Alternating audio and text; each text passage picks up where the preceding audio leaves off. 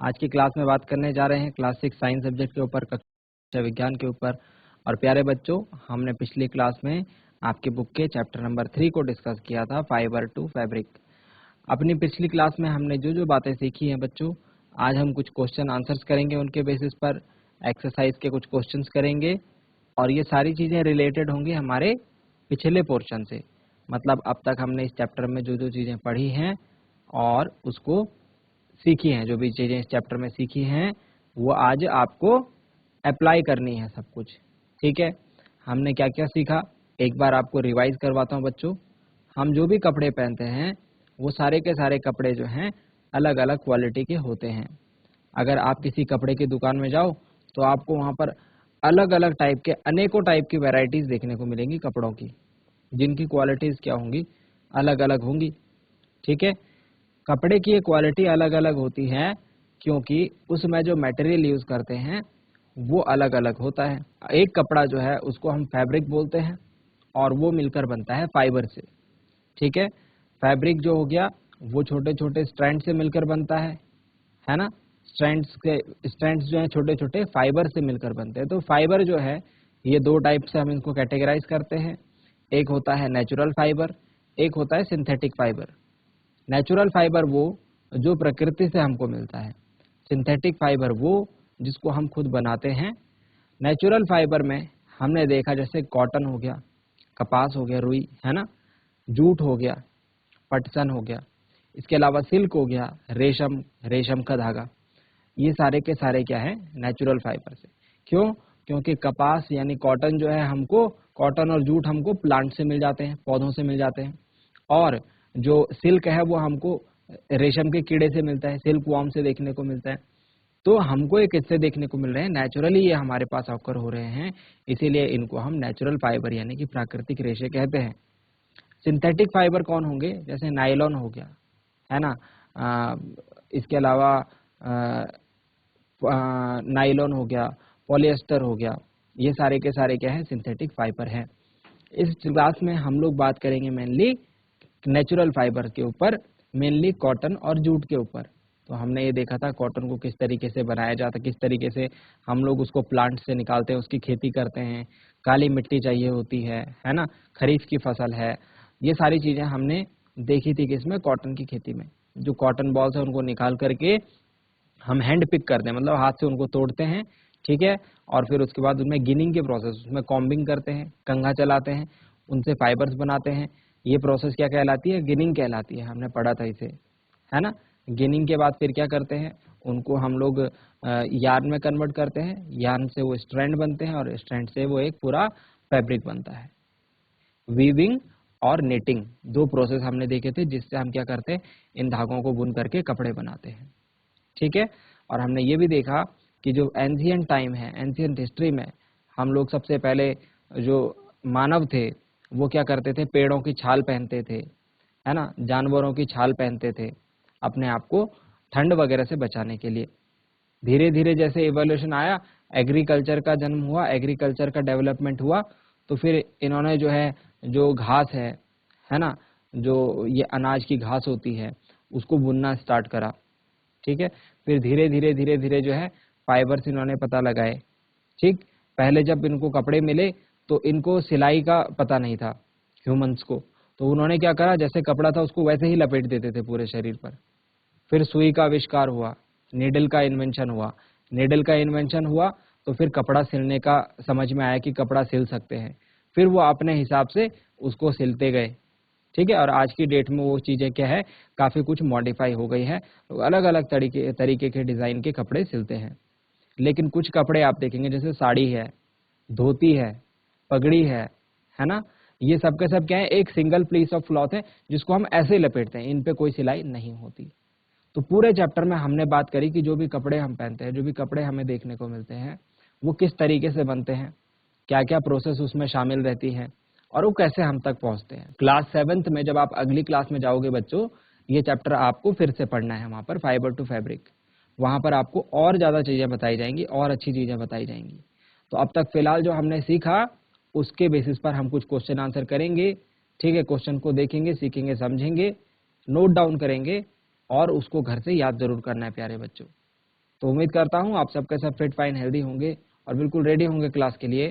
चलिए आज की क्लास को स्टार्ट करते हैं और चलते हैं स्मार्ट बोर्ड की स्क्रीन पर। चलिए प्यारे बच्चों, सबसे पहला क्वेश्चन है। क्वेश्चन लिखने से सबसे पहले कॉपी में हेडिंग पुटअप करेंगे। हेडिंग लिखो प्यारे बच्चों, यानी कि प्रश्नावली कर रहे हैं हम कौन से चैप्टर की। क्वेश्चन है सबसे पहला, क्लासीफाई द फॉलोइंग फाइबर्स। ये वाला question, classify the following fibres as natural और सिंथेटिक। तो सबसे पहले मैंने आपको बताया था कुछ फाइबर क्या होते हैं, नेचुरल होते हैं, प्राकृतिक होते हैं, कुछ सिंथेटिक होते हैं जिनको हम बनाते हैं। इनमें से कौन सा नेचुरल है, कौन सा सिंथेटिक है?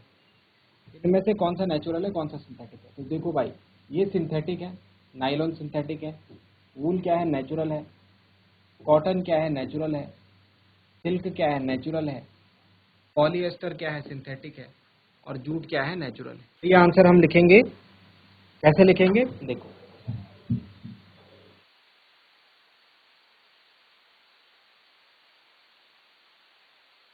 नेचुरल फाइबर्स कौन कौन से हैं? नेचुरल फाइबर्स में आप लिखेंगे वूल हो गया, जो कि हमको किससे मिलता है, एनिमल से मिलता है, भेड़ से, शीप से, कैमल से, गॉट से, है ना। इनके जो याक से जो बाल होते हैं वो हम उससे ऊन बनाते हैं, है ना। वूल हो गया, इसके बाद कॉटन हो गया, कपास हो गया, फिर क्या हो गया, सिल्क हो गया, पोलथ रेशम का कीड़े से मिलता है। ये चारों क्या है, नेचुरल फाइबर्स। अब सिंथेटिक फाइबर कौन कौन से हैं इनमें से?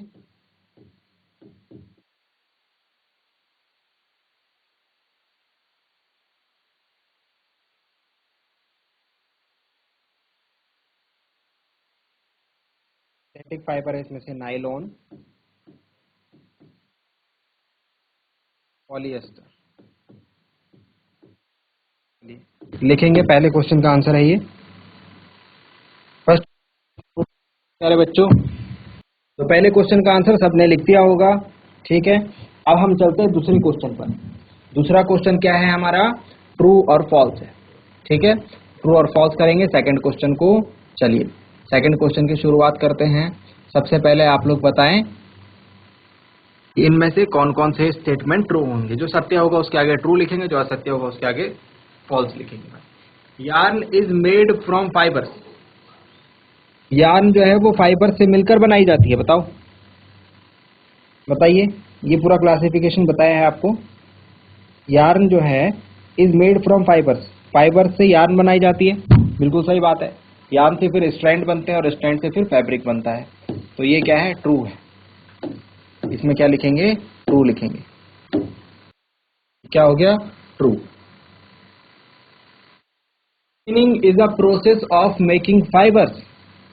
Spinning, spinning is a process of making fibres. याद कीजिए हम क्या करते थे स्पिनिंग में, गिनिंग में बनाते थे हम फाइबर्स। तो याद आ रहा है, गिनिंग की जो प्रोसेस होती थी उसमें हम क्या करते थे, फाइबर बनाते थे, ठीक है। स्पिनिंग की प्रोसेस में हम क्या करते हैं, यार्न बनाते हैं। अगर यहाँ पर यार्न लिखा रहता तो ये ट्रू रहता, बट यहाँ पर फाइबर्स लिखा हुआ है मतलब ये फॉल्स है, तो यहाँ पर लिख देंगे फॉल्स, गलत स्टेटमेंट है। स्पिनिंग में हम बनाते हैं ऑफ मेकिंग यार्न, ठीक है। Jute is the outer covering of coconut. बताओ, jute is the outer covering of coconut. यहां पर ध्यान देना, जो नारियल होता है ना, नारियल, नारियल के बाहर का जो छिलका होता है ना, उसको जूट मान लेते हैं काफी सारे बच्चे, बट ऐसा नहीं है। जूट हमने देखा था, जूट प्लांट के स्टेम वाले पार्ट से मिलता है हमको, पौधे के तने वाले जूट की खेती होती है। मैंने आपको बताया था वेस्ट बंगाल और बिहार साइड इसकी खेती होती है। तो वहां पर क्या किया जाता है, प्लांट का जो तने वाला भाग है उससे हमको जूट मिलता है। ये बात ध्यान रखना, ये फॉल्स होगा स्टेटमेंट। उसके बाद है statement, the process of removing seed from cotton is called ginning. बताइए, the process of removing seed from cotton is called ginning. Question, तो गिनिंग की प्रोसेस में क्या बताया था, सीड्स में हम क्या करते हैं, सीड्स में हम क्या करते हैं, कॉटन के सीड्स को जो है अलग कर देते हैं गिनिंग की प्रोसेस। तो मतलब ये क्या है, ट्रू होगा हमारा, ये क्या होगा, ट्रू होगा। चलिए 4 क्वेश्चन हो गए हमारे।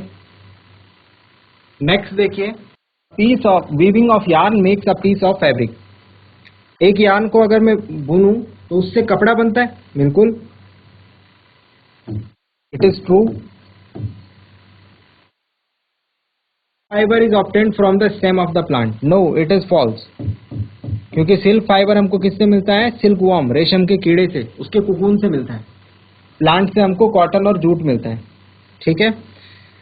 Polyester is a natural fibre. Very false. अभी तो हमने पढ़ा पॉलिएस्टर को किस में लिखा था हमने? सिंथेटिक में लिखा था, नेचुरल में थोड़ा ना लिखा था ऊपर वाले क्वेश्चन। तो ये तो फॉल्स हो गई। चलिए नोट डाउन करेंगे, जल्दी जल्दी से नोट डाउन करेंगे। क्वेश्चन है हमारा fill in the blanks. Next question है हमारा fill in the blanks. Blanks में देखेंगे, सबसे पहले क्वेश्चन है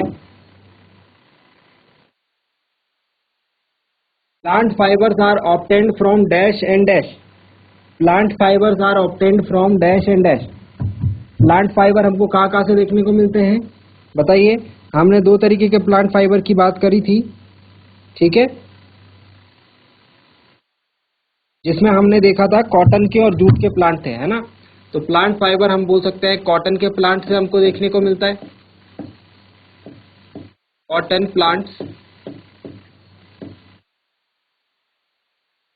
और जूट प्लांट्स लिख सकते हैं, कॉटन प्लांट्स, जूट प्लांट्स। ठीक है। नेक्स्ट है एनिमल फाइबर। एनिमल फाइबर में ऊन आ जाएगा, वूल, और सिल्क आ जाएगा। चलिए डाउन करेंगे फिलअप्स को भी, चलिए नोट डाउन करेंगे। चलिए प्यारे बच्चों, अब आते हैं हम क्वेश्चन नंबर 4 पर। From which parts of the plant cotton and jute are obtained. आपको बताया था कॉटन जो है, कॉटन प्लांट के कौन से भाग से? फ्रूट, फल वाले भाग से, और जूट स्टेम वाले भाग से। तो चलिए इस क्वेश्चन का आंसर लिखते हैं। Answer of question number 4, answer of question number 4 इसमें लिखेंगे कॉटन और जूट। कॉटन कौन से पार्ट से हम ऑब्टेन करते हैं? फ्रूट पार्ट से, और जूट स्टेम पार्ट से, तने वाले भाग से। पौधे के फल वाले भाग से हमको मिलता है कॉटन, कॉटन बॉल्स जिनको कहते हैं हम, ठीक है, और स्टेम मतलब तने वाले भाग से हमको मिलता है जूट यानी पटसन। नोट डाउन करेंगे। चलिए क्वेश्चन नंबर 5 पर चलते हैं। क्वेश्चन नंबर 5 पर चलते हैं। इसके बाद name 2 items that are made from coconut fibre. नारियल के जो रेशे होते हैं उनसे कौन से 2 आइटम्स बनाए जाते हैं, उनके नाम लिखने। तो लिखेंगे आंसर ऑफ क्वेश्चन नंबर 5। नारियल के जो रेशे होते हैं उनसे 2 पार्ट्स के ऊपर हम बात करेंगे जो बनाए जाते हैं बेसिकली, रोप्स, रस्सियां, एंड मैट्स, दरिया या चटाई जिसको हम बोलते हैं। लिखेंगे रोप्स एंड मैट्स। अरे प्यारे बच्चों लिखिए, हो गया।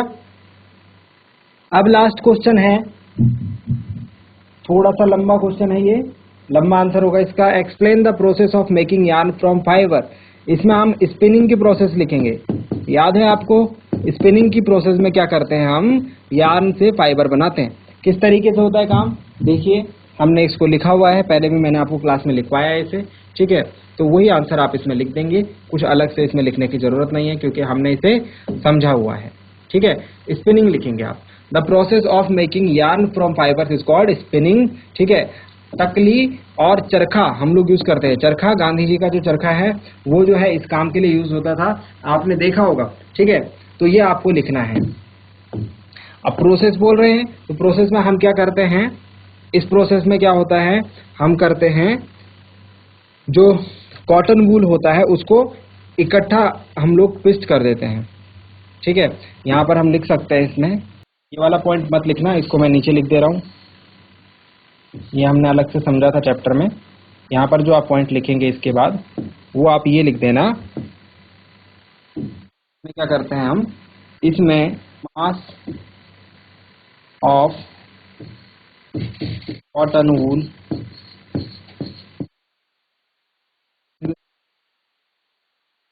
आउट एंड ट्विस्टेड, उसको निकालते हैं और घुमाते हैं।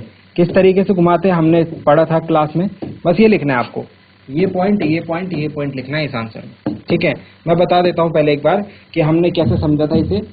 ठीक है, इसकी फिगर भी दिखा देते हैं आपको, इसका इमेज भी दिखा देते हैं ताकि आपको समझ में आए किस तरीके से हम स्पिनिंग की प्रोसेस करते हैं। ये वीविंग हो गया, निटिंग हो गया। ठीक है, ये हो गया, देखो तकली है, ये तकली है और ये चरखा है ना। तो इससे हम क्या कर रहे हैं, स्पिनिंग कर रहे हैं।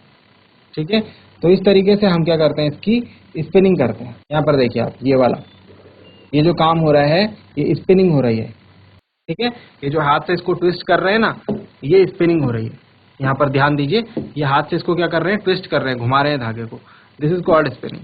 चलिए, तो लिख लेंगे, आंसर लिख लेंगे और इस तरीके से आपके सारा जो चैप्टर की एक्सरसाइज है वो कंप्लीट हो गई। इसे लिख लीजिए। इस question, answer of question number 5 जो है, answer of, this is answer of question number 6। ठीक है, और इसमें आपको पहला पॉइंट लिखना है, दूसरा पॉइंट लिखना है, तीसरा पॉइंट लिखना है बस। ठीक है, तो लिख लेंगे जल्दी से। प्यारे बच्चों, उम्मीद करते हैं आपको आज की क्लास में कुछ नया सीखने को मिला होगा। आज की क्लास पढ़ के आपको अच्छा लगा होगा, मज़ा आया होगा। तो आप क्या करना, इन चीज़ों को नोट डाउन करना अपनी कॉपी में, इनको घर से एक बार रिवाइज जरूर करना, याद करना। ठीक है, और अगली क्लास में हम लोग मिलते हैं कुछ ऐसे ही इंपॉर्टेंट और इंटरेस्टिंग टॉपिक के साथ।